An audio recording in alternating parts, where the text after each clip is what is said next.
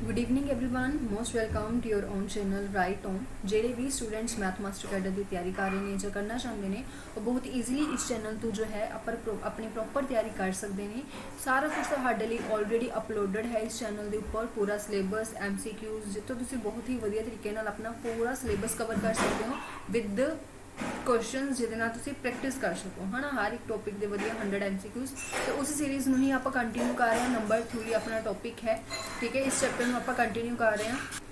Already 25 questions ਆਪਾਂ cover ਕਰ ਚੁੱਕੇ ਹਾਂ। ਹੁਣ ਆਪਾਂ ਅੱਜ ਦੀ ਕਲਾਸ ਦੇ ਵਿੱਚ ਹੋਰ 25 ਕੁਐਸਚਨਸ ਨੂੰ ਕਵਰ ਕਰਾਂਗੇ। ਨੈਕਸਟ 25 ਕੁਐਸਚਨਸ ਨੇ ਇਸ ਕਲਾਸ ਦੇ ਵਿੱਚ ਡਿਸਕਸ ਕਰਾਂਗੇ।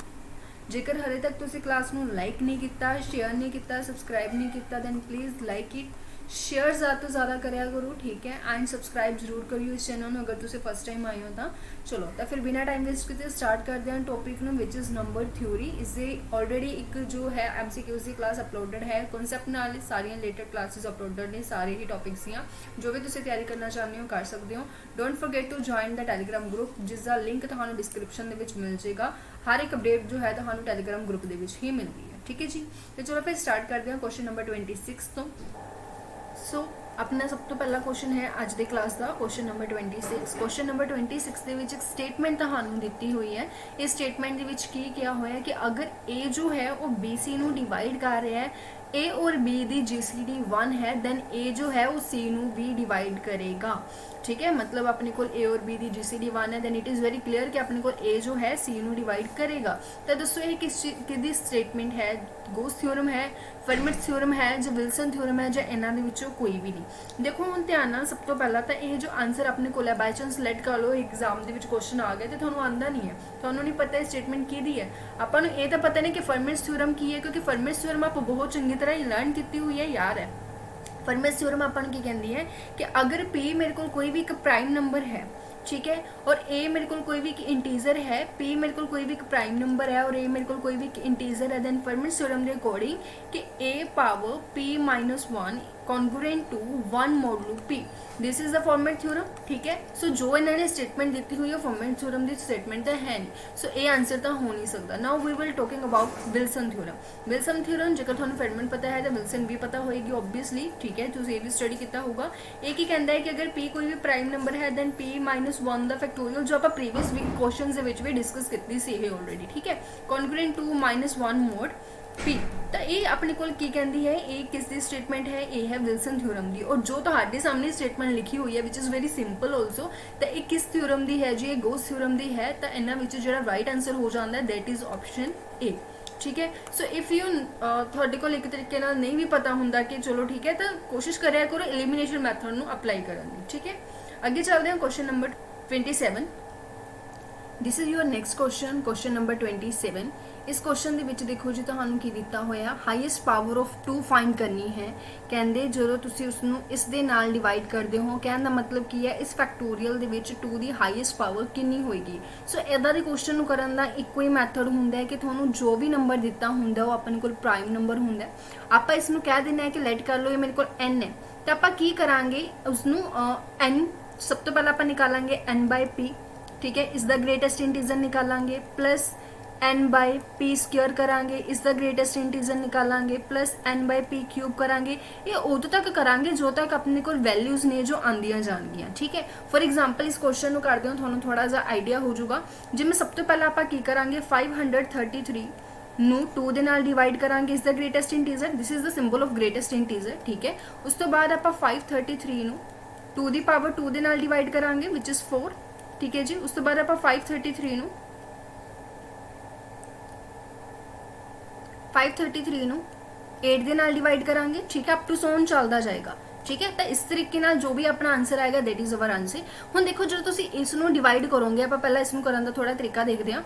जो तुसी फर्स्ट नू डिवाइड करोगे तो फर्स्ट नू डिवाइड करके थोड़े कोल कितना आ जाएगा? फर्स्ट नू डिवाइड करके थोड़े कोल आएगा 2, 6 एंड 6 पॉइंट समथिंग कुछ आ जाएगा, डजंट मैटर, क्योंकि अगर अपने को 2, 66 ਪੁਆਇੰਟ ਸਮਥਿੰਗ ਕੁਛ ਆ ਰਿਹਾ ਹੈ ਗ੍ਰੇਟੈਸਟ ਇੰਟੀਜ਼ਰ ਦੇ ਵਿੱਚ, ਤਾਂ ਉਸ ਦਾ ਆਨਸਰ ਕਿੰਨਾ ਹੋਏਗਾ 266 ਹੀ ਹੋਏਗਾ, ਨੋ ਡਾਊਟ। ਠੀਕ ਹੈ, ਹੁਣ ਕਿਉਂਕਿ ਤੁਸੀਂ ਇੱਕ ਜਾਂ ਤਾਂ ਇਸ ਨੂੰ 4 ਦੇ ਨਾਲ ਡਿਵਾਈਡ ਕਰ ਲਓ, ਜਾਂ ਤੁਹਾਡੇ ਕੋਲ ਆਲਰੇਡੀ 2 ਦੇ ਨਾਲ ਡਿਵਾਈਡ ਕਰਕੇ ਜੋ ਆਇਆ ਉਸ ਨੂੰ ਦੁਬਾਰਾ 2 ਦੇ ਨਾਲ ਡਿਵਾਈਡ ਕਰ ਲਓ। ਦੇਖੋ ਗੱਲ ਤਾਂ ਸੇਮ ਹੀ ਹੈ, ਦੋਨਾਂ ਦੇ ਵਿੱਚ ਕੋਈ ਫਰਕ ਤਾਂ ਹੈ ਨਹੀਂ। ਤਾਂ ਆਪਾਂ ਇਸ ਦੇ ਵਿੱਚ ਪ੍ਰੈਫਰ ਕਰਦੇ ਹਾਂ ਕਿ ਇਸ ਨੂੰ ਹੋਰ ਇੰਨਾ ਜ਼ਿਆਦਾ ਲੈਂਥੀ ਕਰਨ ਦੀ ਬਜਾਏ ਕਿ ਜੇਕਰ ਮੈਂ ਜੋ ਮੇਰੇ ਕੋਲ ਆਨਸਰ ਆਇਆ ਉਸ ਨੂੰ ਹੀ ਅਗੇਨ 2 ਦੇ ਨਾਲ ਡਿਵਾਈਡ ਕਰ ਲਵਾਂ, ਫਿਰ ਗੱਲ ਤਾਂ ਸੇਮ ਹੀ ਹੈ ਨਾ, ਦੋਨਾਂ ਦੇ ਵਿੱਚ ਕੋਈ ਚੇਂਜ ਤਾਂ ਹੈ ਨਹੀਂ। ਤਾਂ ਆਪਣੇ ਕੋਲ ਦੇਖੋ ਕਿੰਨਾ ਆਨਸਰ ਆ ਜਾਏਗਾ ਇੱਥੇ ਸੋਲਵ ਕਰਕੇ। ਇੱਥੇ ਸੋਲਵ ਕਰਕੇ ਮੈਨੂੰ ਕਲੀਅਰਲੀ ਨਜ਼ਰ ਆ ਰਿਹਾ ਕਿ 133 ਪੂਰਾ ਡਿਵਾਈਡ ਹੋ ਰਿਹਾ, ਸੋ ਇੰਟੀਜ਼ਰ ਵੀ ਇਹੀ ਹੋਏਗਾ। ਠੀਕ ਹੈ, ਔਰ ਨੈਕਸਟ ਦੇ ਵਿੱਚ ਆਪਾਂ ਕੀ ਕਰਦੇ ਹਾਂ 8 ਨਾਲ ਡਿਵਾਈਡ ਕਰਨ ਦੀ ਜਗ੍ਹਾ ਜੋ ਮੇਰੇ ਕੋਲ ਆਨਸਰ ਆਇਆ ਹੈ ਉਸ ਨੂੰ ਹੀ ਅੱਗੇ 2 ਨਾਲ ਡਿਵਾਈਡ ਕਰ ਦਿੰਦੇ ਹਾਂ। ਉਮੀਦ ਹੈ ਸਮਝ ਆ ਗਿਆ ਹੋਏਗਾ ਤੁਹਾਨੂੰ, ਹੈ ਨਾ, ਥੋੜਾ ਕੈਲਕੂਲੇਸ਼ਨ ਈਜ਼ੀ ਹੋ ਜਾਂਦੀ ਹੈ, ਹੋਰ ਤਾਂ ਕੁਝ ਨਹੀਂ। ਬਾਕੀ ਇਦਾਂ ਦੇ ਕੁਐਸਚਨ ਆ ਜਾਂਦੇ ਆ, ਕੈਲਕੂਲੇਸ਼ਨ ਈਜ਼ੀ ਹੀ ਹੁੰਦੀ ਹੈ। ਠੀਕ ਹੈ, ਚਲੋ ਤਾਂ ਹੁਣ ਇਹਦੇ ਵਿੱਚ ਅਗਰ ਆਪਾਂ ਦੇਖੀਏ ਤਾਂ 133 ਦੇ ਨੂੰ ਆਪਾਂ ਡਿਵਾਈਡ ਕਰ ਰਹੇ ਹਾਂ ਕਿਸ ਦੇ ਨਾਲ 2 ਦੇ ਨਾਲ। ਠੀਕ ਹੈ ਜੀ, ਤਾਂ ਆਪਣੇ ਕੋਲ ਕਿੰਨਾ ਆਨਸਰ ਆ ਜਾਂਦਾ ਹੈ, ਆਪਣੇ ਕੋਲ ਆ ਜਾਂਦਾ ਹੈ 66 ਪੁਆਇੰਟ ਸਮਥਿੰਗ ਕੁਛ ਆਏਗਾ, ਸੋ 66 ਹੀ ਰੱਖਾਂਗੇ। ਹੁਣ ਆਪਾਂ ਡਿਵਾਈਡ ਕਰ ਲੈਂਦੇ ਹਾਂ 66 ਨੂੰ 2 ਦੇ ਨਾਲ, then it is very simple ਕਿ ਮੇਰੇ ਕੋਲ 33 ਆਨਸਰ ਆ ਰਿਹਾ। ਹੁਣ ਆਪਾਂ ਡਿਵਾਈਡ ਕਰਦੇ ਹਾਂ 33 ਨੂੰ 2 ਦੇ ਨਾਲ। ਤੁਸੀਂ ਸੋਚੋਗੇ ਕਦੋਂ ਤੱਕ ਕਰਨਾ ਹੈ, ਦੇਖੋ ਪਤਾ ਲੱਗ ਜਾਏਗਾ। ਤੇ ਮੇਰੇ ਕੋਲ ਕਿੰਨਾ ਆ ਗਿਆ, ਇਹ ਮੇਰੇ ਕੋਲ ਆ ਜਾਏਗਾ 33 ਨੂੰ ਤੁਸੀਂ ਡਿਵਾਈਡ ਕਰ ਰਹੇ ਹੋ ਤਾਂ 16 ਪੁਆਇੰਟ ਸਮਥਿੰਗ ਕੁਛ ਆਏਗਾ, ਸੋ 16 ਹੀ ਆਏਗਾ ਆਪਣੇ ਕੋਲ ਕਿਉਂਕਿ ਗ੍ਰੇਟੈਸਟ ਇੰਟੀਜ਼ਰ ਕੱਢ ਰਹੇ ਹੋ। 16 ਨੂੰ ਤੁਸੀਂ 2 ਦੇ ਨਾਲ ਡਿਵਾਈਡ ਕਰੋਗੇ ਤਾਂ ਕਿੰਨਾ ਆ ਜਾਏਗਾ ਜੀ ਮੇਰੇ ਕੋਲ 8 प्लस 8 ਨੂੰ ਤੁਸੀਂ 2 ਦੇ ਨਾਲ ਡਿਵਾਈਡ ਕਰੋਗੇ ਤਾਂ ਮੇਰੇ ਕੋਲ ਕਿੰਨਾ ਆ ਜਾਏਗਾ 4, ਔਰ ਪਲੱਸ 4 ਨੂੰ ਤੁਸੀਂ 2 ਦੇ ਨਾਲ ਡਿਵਾਈਡ ਕਰੋਗੇ ਤਾਂ ਕਿੰਨਾ ਆ ਜਾਏਗਾ 2, ਔਰ ਉਸ ਤੋਂ ਬਾਅਦ 2 ਨੂੰ 2 ਦੇ ਨਾਲ ਡਿਵਾਈਡ ਕਰੋਗੇ ਤਾਂ ਕਿੰਨਾ ਆ ਜਾਏਗਾ 1। ਹੁਣ 1 ਤੋਂ ਬਾਅਦ ਨਹੀਂ ਆਪਣਾ, ਇੱਥੇ ਬ੍ਰੇਕ ਲੱਗ ਗਈ ਆਪਣੀ। ਠੀਕ ਹੈ, ਤਾਂ ਮਤਲਬ ਹੁਣ ਜਦੋਂ ਤੁਸੀਂ ਇੰਨਾ ਸਭ ਦੀ ਐਡੀਸ਼ਨ ਕਰ ਦੋਗੇ ਤਾਂ ਜੋ ਵੀ ਤੁਹਾਡਾ ਆਨਸਰ ਆਏਗਾ ਉਹੀ ਤੁਹਾਡਾ ਆਨਸਰ ਹੋਊਗਾ, ਉਹੀ ਤੁਹਾਡੀ ਹਾਈਐਸਟ ਪਾਵਰ ਹੋਏਗੀ ਕਿਸ ਦੀ 2 ਦੀ, किस फैक्टोरियल ਦੇ ਵਿੱਚ 533 फैक्टोरियल ਦੇ ਵਿੱਚ। देखो सब ਦਾ ਐਡ ਕਰਕੇ ਮੈਂ ਤੁਹਾਨੂੰ ਡਾਇਰੈਕਟ ਦੱਸ ਰਹੀ ਹਾਂ ਕਿ 529 ਤੁਹਾਡਾ ਆਨਸਰ ਹੋਏਗਾ। You can check and find, ਤੁਹਾਡੇ ਕੋਲ ਬੀ ਆਪਸ਼ਨ ਇੱਥੇ ਬਿਲਕੁਲ ਸਹੀ ਹੋਏਗੀ। ਠੀਕ ਹੈ ਜੀ, ਇਹ ਸੀਗਾ ਆਪਣੇ ਸੈਕਿੰਡ ਕੁਐਸਚਨ, ਕੁਐਸਚਨ ਨੰਬਰ 27। ਅੱਗੇ ਚੱਲਦੇ ਹਾਂ question number 28।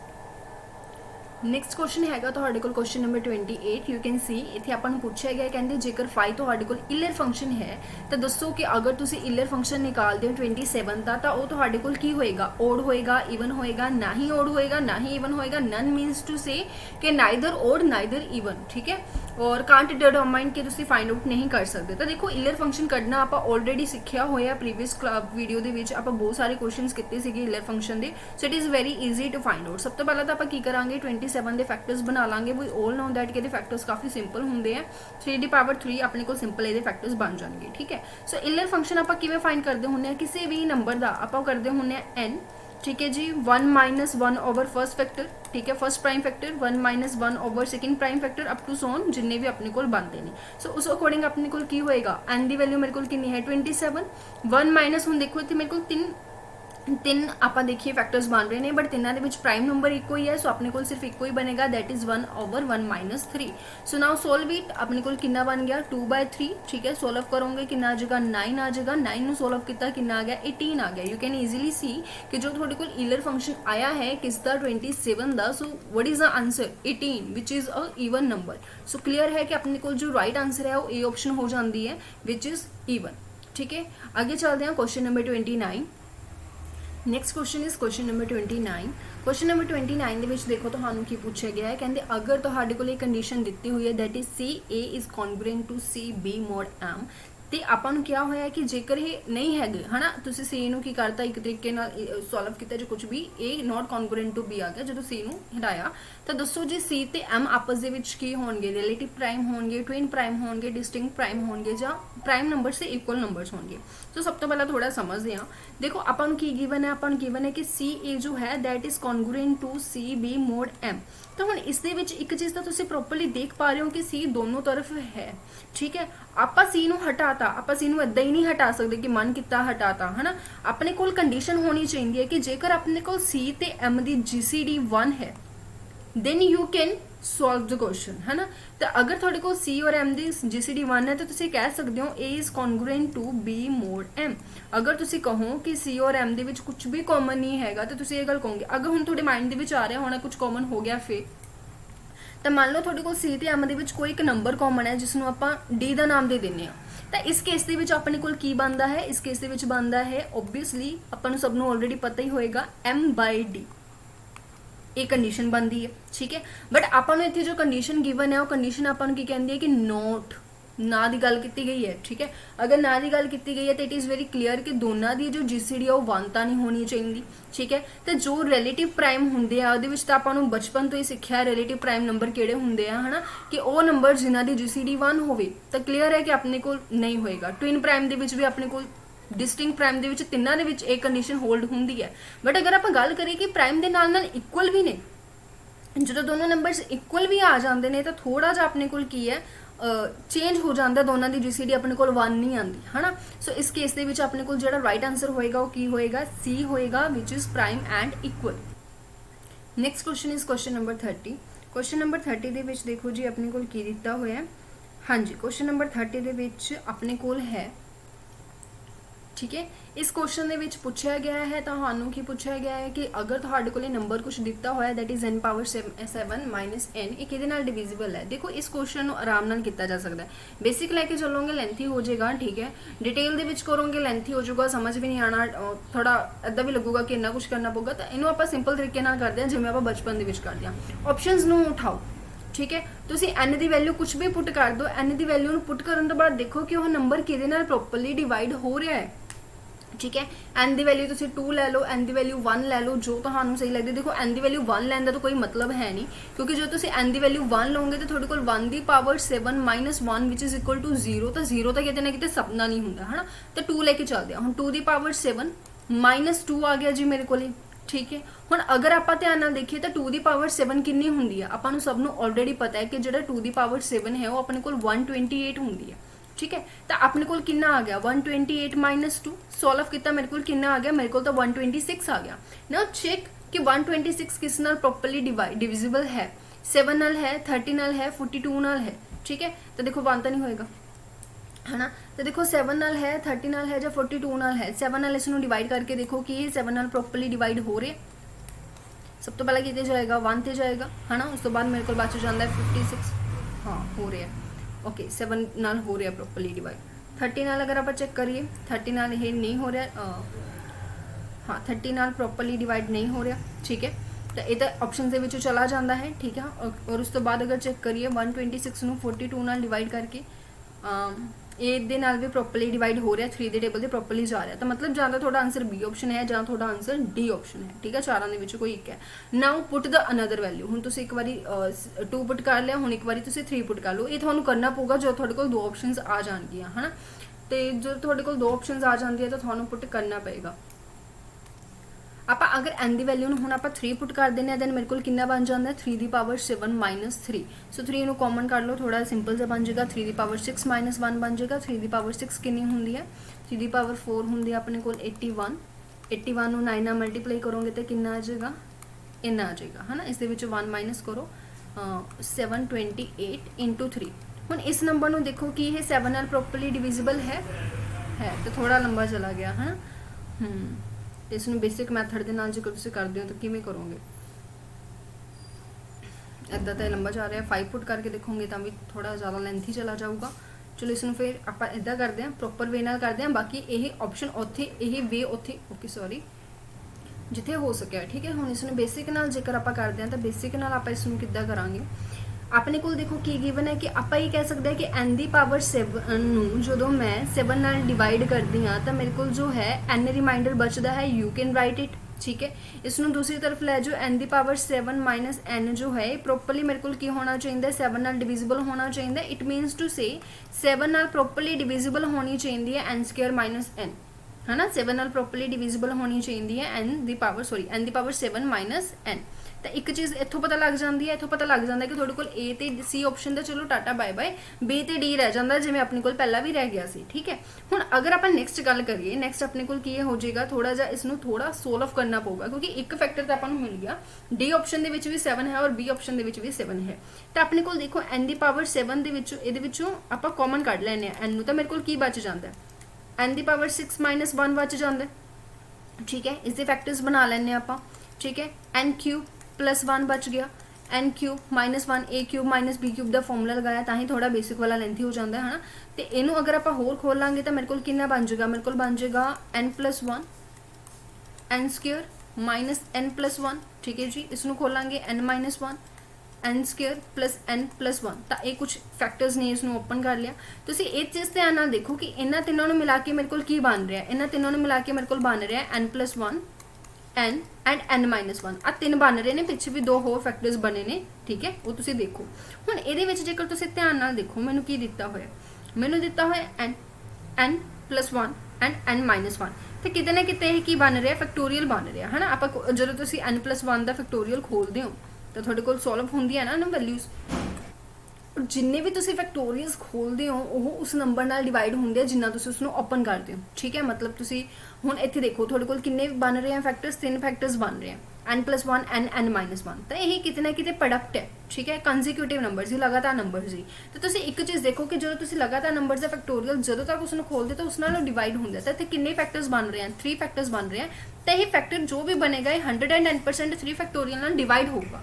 It is clear and it is result also, ठीक है। अगर ये प्रॉपरली 3 फैक्टोरियल नाल डिवाइड हो रहा है सो अपन सब नूं पता है कि 3 फैक्टोरियल मेरे को की होंदा है 6 होंदा है। तो हुण आपां इत्थे पढ़ के आए कि 7 नाल तो चलो डिवाइड हो ही रहा है, तो ये नाल जो मल्टीपल्स आ रहे हैं 6 नाल भी डिवाइड प्रॉपरली होगा। तो मतलब जो तुहाडा ये नंबर है 7 दे नाल भी डिवाइड हो रहा है और ये 6 दे नाल भी डिवाइड हो रहा है। बट जो अपनी बी ऑप्शन है वो 6 दे नाल परमिशन नहीं दिंदी। सो क्लीयर है कि 7 और 6 दोनों तो ही डिवाइड होने वाला सिर्फ एक ही फैक्टर रह जाता है, दैट इज़ 42, ठीक है जी। तो यह अपना क्वेश्चन नंबर 30। उम्मीद है क्लीयर होया होगा। You can do it by the first method also, अगर तुहाडे कोल ज़्यादा लेंदी नहीं जाता, सैकेंड अपना कितने गया ही नहीं, ठीक है। चलो अगे चलते हैं question number 31। Next question is question number 31। Question number 31 ਦੇ ਵਿੱਚ ਦੇਖੋ ਜੀ ਕੀ ਪੁੱਛਿਆ ਹੋਇਆ ਤੁਹਾਨੂੰ, ਕਹਿੰਦੇ ਆ ਤੁਹਾਡੇ ਕੋਲ ਇੱਕ ਕੌਨਗਰੈਂਸ ਦਿੱਤਾ ਹੋਇਆ that is 33 x congruent to 22 mod 11। ਇਹਦੇ ਵਿੱਚ ਦੱਸੋ ਕਿੰਨੇ ਸੋਲੂਸ਼ਨਸ ਨੇ, 3 ਸੋਲੂਸ਼ਨਸ ਨੇ, 11 ਸੋਲੂਸ਼ਨਸ ਨੇ, 6 ਸੋਲੂਸ਼ਨ ਨੇ ਜਾਂ 9 ਸੋਲੂਸ਼ਨਸ ਨੇ। Firstly we will talking about basic, ਹੈ ਨਾ, ਕਿ ਆਪਾਂ ਨੂੰ ਪਤਾ ਹੋਣਾ ਚਾਹੀਦਾ ਕਿ ਸੋਲੂਸ਼ਨ ਹੁੰਦਾ ਜਾਂ ਨਹੀਂ ਹੁੰਦਾ, then how we can find. ਅਗਰ ਆਪਾਂ ਨੂੰ ਕੁਝ ਵੀ ਦਿੱਤਾ ਹੋਇਆ like ax congruent to b mod m, so it is necessary सब तो पहला तो आपने ये देखना है कि जोड़ा थोड़े को a और m का GCD है वो प्रॉपरली b दे नाल आप ये कह सकते हैं कि नहीं होना चाहिए इक्वल, ठीक है। इसकी GCD जो है वो b दे इक्वल नहीं होनी चाहिए, ठीक है जी। इसकी GCD जो है वो 1 दे इक्वल हो सकती है, इसकी GCD जो है कोई भी अनदर नंबर हो सकता है which we can say d, है ना।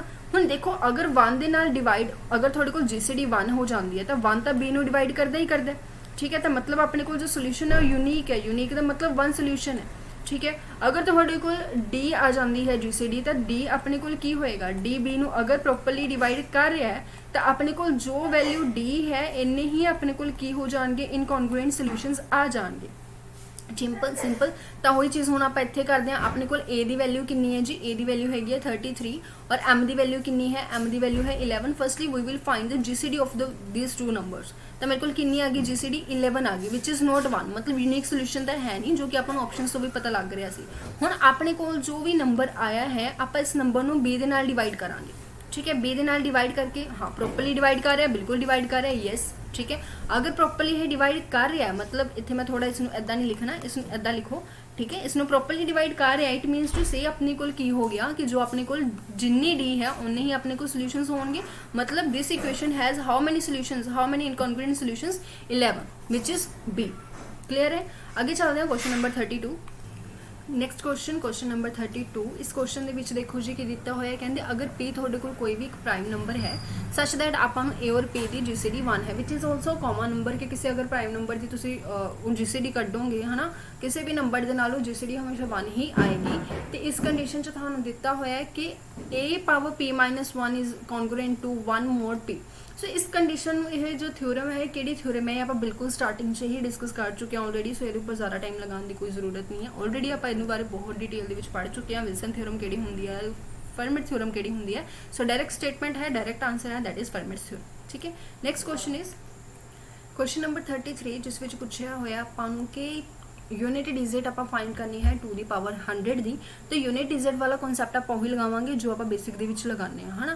तो ये अगर आप लगावांगे ध्यान नाल तो की बनता अपने को, अपन पता है कि जेकर तुसीं 2 दी पावर 1 करोगे तो कितना आएगा, 2 आएगा। टू दी पावर 2 करोगे तो कितना आएगा 4 आएगा, टू दी पावर 3 करोगे तो कितना आएगा जी तुहाडे कोल 8 आएगा, टू दी पावर 4 करोगे तो कितना आ जाएगा 16 आ जाएगा, और अगर टू दी पावर 5 कर दो तो अपने को 32 आंदा है, जो कि दोबारा देखो ਇਹਦਾ यूनिट डिजिट जो है रिपीट होना शुरू हो गया। तो इस तो बाद जिन्ने भी तुसी करोगे यू कैन चेक सब दा रिपीट होएगा, ठीक है। सो अपने को इन्हां चारां दे नाल जो है सर्कल बार-बार हो रहा। तो हुण देखो इत्थे की है टू दी पावर आपां हमेशा जो भी पावर है उसनूं किहदे नाल डिवाइड करदे हुंदे आ 4 नाल डिवाइड करदे हुंदे आ, है ना। आपां बेसिक दे विच सारा ऑलरेडी बहुत ही छोटी क्लासेस दे विच सिखा दिंदे आ।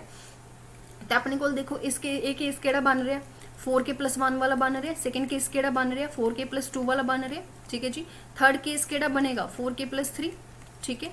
और लास्ट केस केड़ा बनेगा 4k+4, है ना। जेकर तुसीं ध्यान नाल देखो मेरा यूनिट डिजिट जो है ਆਪਾਂ ने की करना है 100 ਦਾ चेक करना है। अगर आप 100 ਨੂੰ देखिए 100 ਨੂੰ ਆਪਾਂ ਕੀ ਲਿਖ ਸਕਦੇ ਹਾਂ, किस ਫਾਰਮੈਟ ਦੇ ਵਿੱਚ ਲਿਖ ਸਕਦੇ ਹਾਂ 100 ਨੂੰ ਆਪਾਂ ਲਿਖ ਸਕਦੇ ਹਾਂ 4 × 25 ਦੀ ਫਾਰਮੈਟ ਦੇ ਵਿੱਚ ਲਿਖ ਸਕਦੇ ਹਾਂ, है ना। तो ਇਹ ਕਿਹੜਾ केस बन गया अपने कोल, ਇਹ बन गया अपने कोल सॉरी इतने 4k+4 नहीं होंदा, मतलब देखो 4k+4 तो दोबारा 4 का मल्टीपल आ गया ना, तो उस तो बाद दोबारा रिपीटेशन होनी शुरू हो जाती है विच इज़ 4k, है ना।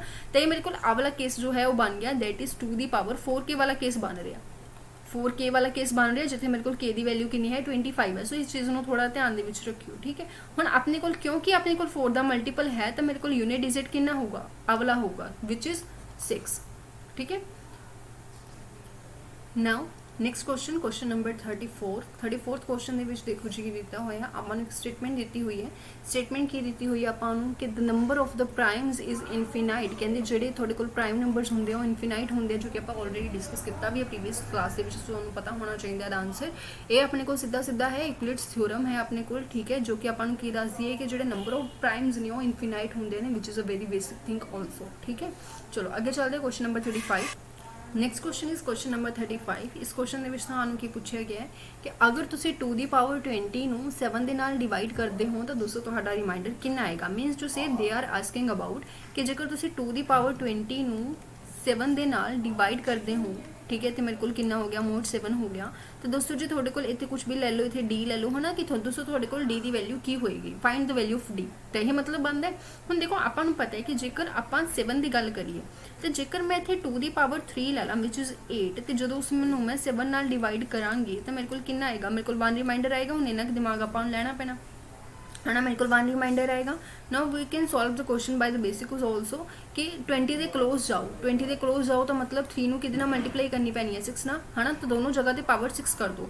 इधर पावर 6 करोगे कितनी बन जाएगी 2 की पावर 18 बन जाएगी। इधर पावर 6 करोगे 1 ਦੇ ਨਾਲ कोई फर्क नहीं पैन वाला, तो ये मेरे को सेम ही रह जाएगा, ठीक है। तो बहुत ही बढ़िया जो सिंपल से क्वेश्चन होंगे हैं ये। तो हम दोनों जगह पे की करो अपने 20 बनाना है, तो क्लीयर है कि मैंने इतने 2 की पावर 2 ना मल्टीप्लाई करनी पैनी है। अगर इधर करोगे तो आप पार्शियलिटी तो करनी नहीं, इधर भी करनी पैनी है ना। तो इधर तो मेरे को बन गया 2 की पावर 20 और इधर मेरे को की बन गया 4 बन गया which is mod 7। Now you can easily see what your answer कि थोड़े को जो रिमाइंडर है वो रिमाइंडर कितना आ रहा है 4 आ रहा है। Means to say A is our right answer, ठीक है जी। Next question is question number 36 which is very simple also. So इतने कोई ऑप्शंस नहीं रखे मैंने। 450 का इलर फंक्शन करना है जो कि अपन सारे आंदा। फर्स्टली फैक्टराइज 450 में फैक्टराइज करोगे सब तो पहला तो 2 ते जाएगा, ठीक है जी, हाँ जी। तो सब तो पहला कितने जाएगा 2 ते जाएगा।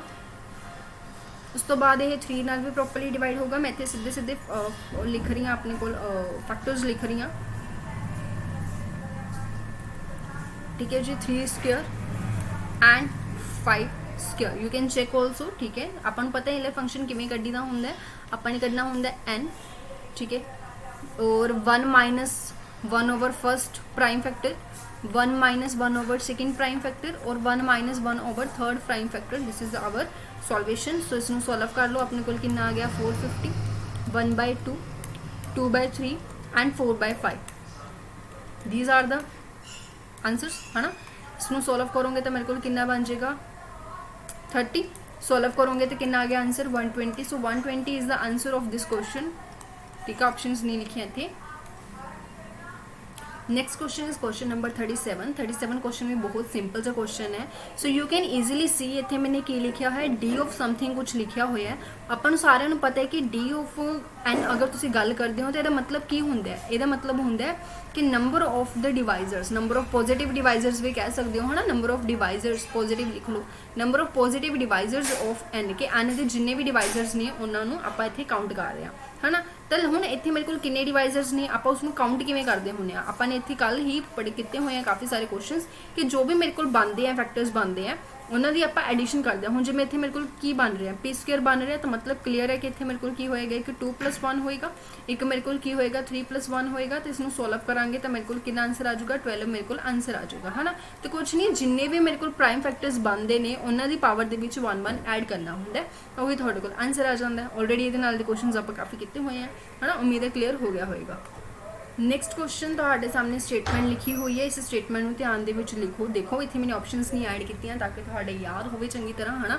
ऑप्शनस मैं जोड़े क्वेश्चन के मैं लगता उत्थे मैं ऐड की हुई हुण ये देखो जी आपको कहते अगर पी थोड़े कोई भी प्राइम नंबर है तो ये स्टेटमेंट दसो जी किस थ्योरम की है, ठीक है। तो हुण तुसीं इत्थे ध्यान नाल देखो ये अपने ऑलरेडी माइंड दे विच देखदे सारा जाना चाहिए कि ये तो अपने कोल विल्सन थ्योरम है, ठीक है। सो इसका राइट आंसर की होएगा विल्सन थ्योरम, विल्सन थ्योरम, ठीक है। So this is the statement of the Wilson theorem. आंदा होएगा कर दोगे, नहीं आंदा होएगा तो 1 नंबर चला जाएगा क्योंकि ये सीधा सीधा स्टेटमेंट बेस्ड क्वेश्चन है, ठीक है। नेक्स्ट क्वेश्चन इज ये दसने है कि नंबर ऑफ डिवाइजर्स किन्ने होंगे इस नंबर के, ठीक है। ये तो होमवर्क है, नंबर ऑफ डिवाइजर दसने हैं बट इस चीज़ का ध्यान रखना है एक्सक्लूडिंग 1 एंड इटसेल्फ कि जो भी थोड़े को नंबर ऑफ डिवाइजर जिन्ने भी तुम लिखोगे वो ना ही 1 लेना है ना ही इटसेल्फ नंबर लेना है। तो ये मैं तुहानू ऑप्शन दे देनी हाँ। First option is 75, second option is 70, C option is 72 and D option is 74। Then these are the 4 option. Comment your answer in the comment section, ठीक है। लास्ट क्वेश्चन करते हैं अज 40 तक क्वेश्चन करांगे। आफ्टर दैट नैक्सट क्लास मैं 30 करके upload कर दाँगी, ठीक है। चलो नैक्सट क्वेश्चन इज